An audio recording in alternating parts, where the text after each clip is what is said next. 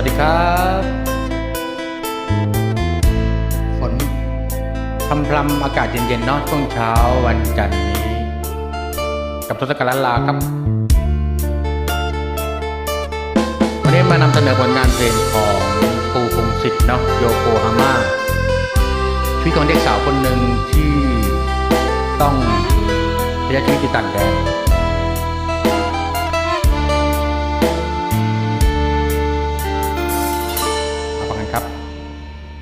จดหมายที่ตราจากนาวามาจากแดนไกลประเทศญี่ปุ่นแดนซามูไรเปิดอ่านแล้วใจพี่รวกลงดินข้อความเนื้อในแทบทำร้ายพี่ให้แดดดินโฉมงามไม่ยอดจุบินชีวิตดับดินที่เมืองโยโกจำได้วันลา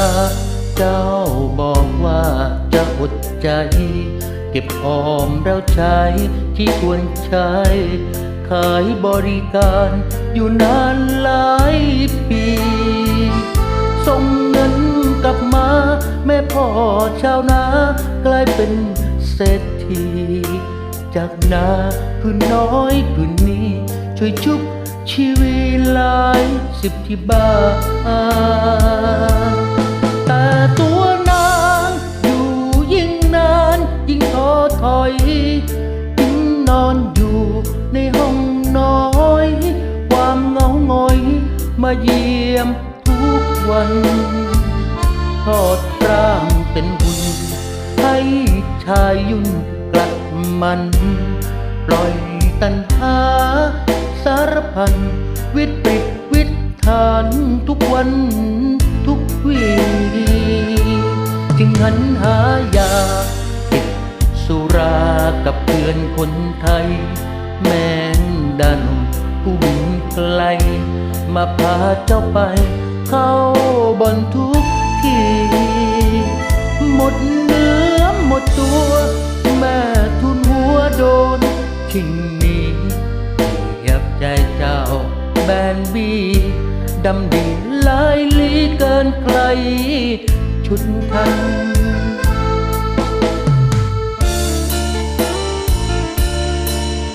นี่ครับชีวิตหญิงสาวบ้านต่างจังหวัดเนาะก็ทำทุกอย่างเพื่อพ่อแม่เพื่อบ้านเพื่อพี่น้อง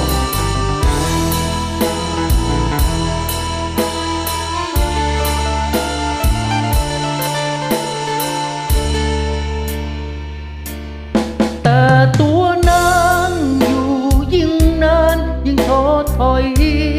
ยิ่งนอนอยู่ในห้องน้อยความเหงาหงอยมาเยี่ยมทุกวันทอดร่างเป็นคุณให้ชายยุ่งกัดมันปล่อยตัณหาสารพัน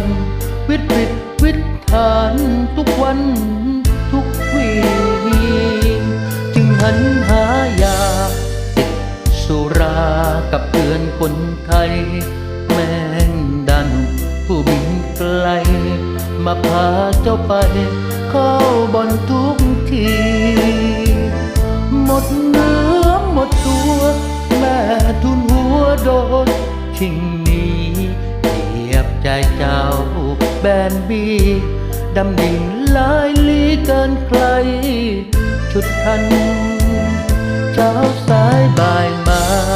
ไม่เห็นหน้าแม่สาวน้อยเพื่อนเปิดห้องพังงะถอยศพเจ้าลอยแขวนคอกับคาร่างทรงกลับมาพอเป็นผ้ากระดูกวิญญาณได้กลับมาอยู่บ้านที่น้องนางเจ้าสามรอ